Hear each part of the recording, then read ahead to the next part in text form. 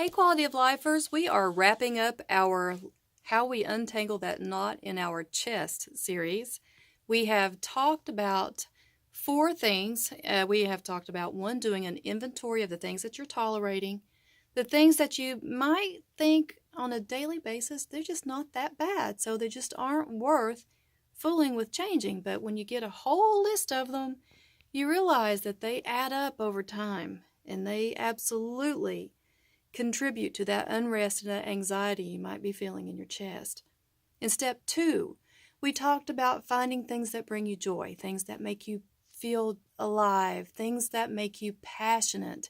And even if you couldn't recreate those things, because a lot of athletes go through this, they have knee injuries, ankle injuries, back injuries, they're put out and they can't play football or soccer or whatever it was. So they have to re-identify with who they are and find the qualities in those things that they loved and adapt and still bring them in, but maybe just in a different way.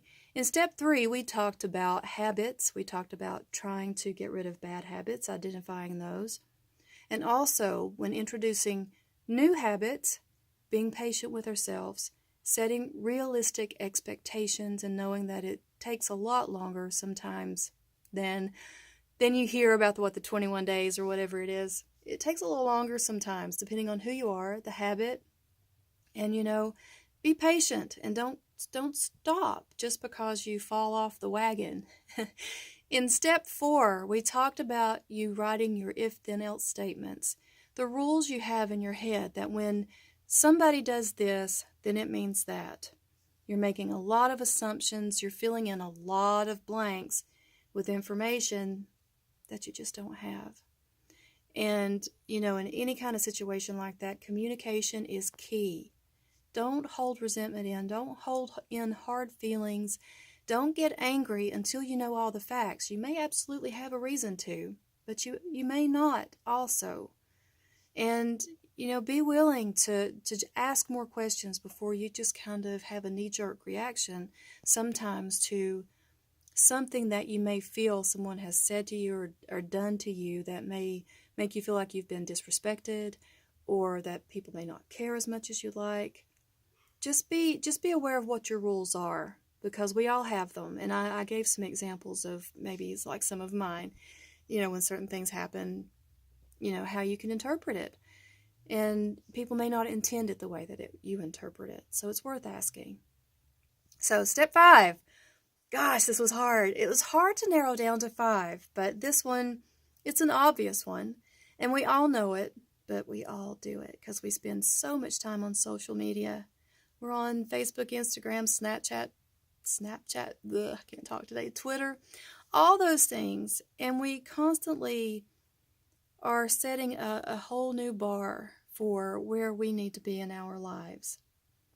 Everyone, not everyone, but most people, their lives are very well scrubbed, filtered, and all kinds of stuff before they ever hit social media. And we know this.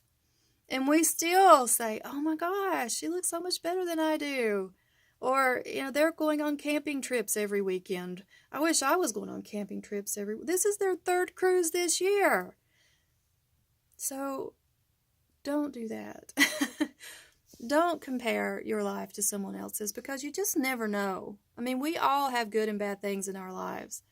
And, you see this a lot in millennials.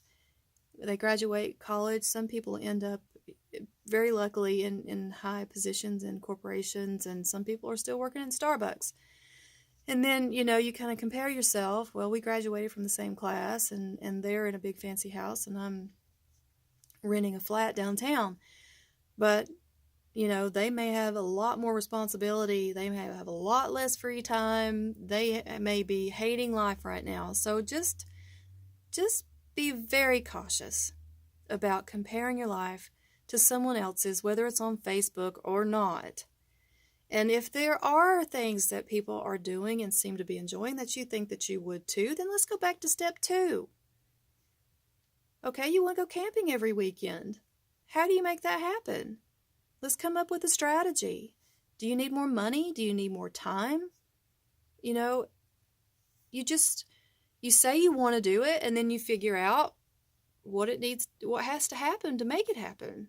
And, give yourself time and start building it into your life. But don't beat yourself up, because you're in a different place in your life than those folks are. It doesn't mean that your experiences and what you are contributing right now is not just as valuable, or even more so. I mean, I've had great corporate jobs, but I look back on them, and everything that I ever did in my corporate jobs has been erased, because the two companies that I work for filed bankruptcy, and they completely are doing things completely differently now. So everything that I did in those positions that I was in those companies is gone. But, if you're in a position, if you're giving in your church, or you're a stay-at-home mom, but you're raising wonderful kids and you're teaching them how to be responsible adults, then that is a wonderful contribution, versus creating lease operating statements for the SEC to look at for a company that's defunct. So don't get caught up in that. And, if we were to coach on this, I mean, this goes back to the Rowan and Tony Robbins stuff from back in the 80s about how the brain actually works. It's your brain will not process negative commands. Also, if I said, don't picture a Great Dane wearing an AC/DC t-shirt, what just popped in your head? You did. I know you did. You did it. So, you have to redirect your mind. You can't say, don't eat a Snickers bar for lunch. Stop smoking. Don't think about cigarettes.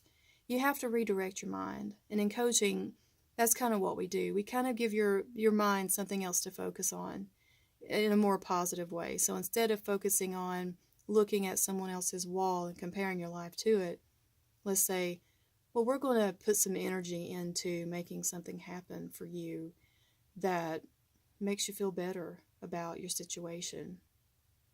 Whether it's doing an inventory of all the things that you're grateful for in your life, looking at what you actually are contributing on a daily basis. What are, you are valuable. The things that you do in life are valuable.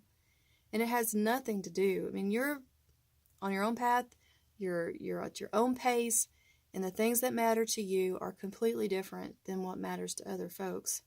And we know that other folks' lives are not perfect. Their marriage, they still argue, they still have issues, just like everyone else. We all poop, and we all have our insecurities, and just don't do it. Refocus that energy. All right, so we have wrapped up this series. I hope you have found it enlightening in some way. I would love to hear if you have discovered anything about yourself or incorporated some of these strategies into your life, and if it's added any value for you, because we really want to untangle that knot in your chest, because you cannot be yourself when you feel like you are under the weight of an elephant sitting on your chest. You just can't. You don't have energy. You just can't feel good. You cannot be the vibrant person that you are, because you are just hammered with stress. And a lot of it we bring on ourselves. Unfortunately, a lot of these steps have us looking at ourselves. And I say, when you know better, you do better. So you all have a wonderful night, and I hope this has been helpful to you. Thank you so much.